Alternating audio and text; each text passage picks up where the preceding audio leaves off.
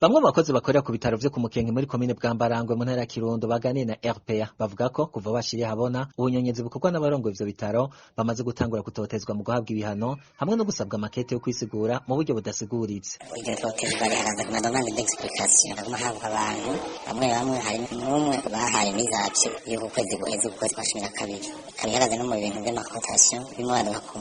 ivyo bita PDF urumva usanga nkuba uko amanota guha amanota 50 kandi amanota bari hagaze kwa iryo totezwa bikorwa nande bikorwa n'umushefu medecine hamwe na directeur w'ivyo bitaro. Rero ivyo bintu vyose s'uvuga ko ngo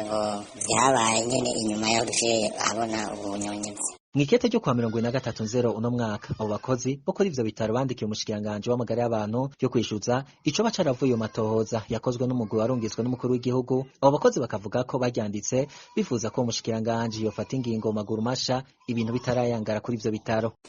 Twavuga yuko rero umugwi w'amatohoza ntakiri kurakora ahubwo gusa nuko twebwe icyifuzo cacu twasaba yuko uko turengeranye igishika cy'ayo matohoza ingingo umushikiranganje w'amagara y'abantu yofata hanyuma tukabona ikivuyemwo mu maguru masha kugira ngo ibintu bitarayangara gusumba. Tubamenyeshe ko muganga Joseph Mibura arongoye ivyo bitaro vyo ku Mukenke ari badomwa ku rutoke mu kunyonyeza amatungo y'ibitaro, ariko gushika ubu bakavuga ko ata kintu kirahinduka, ari naco gituma basaba bashimitse umushikiranganje ajejwe amagara y'abantu kugira ico akoze inyinshi ikaboneka ku bibazo bihanze ivyo bitaro ku nyungu z'abanyagihugu n'igihugu cose.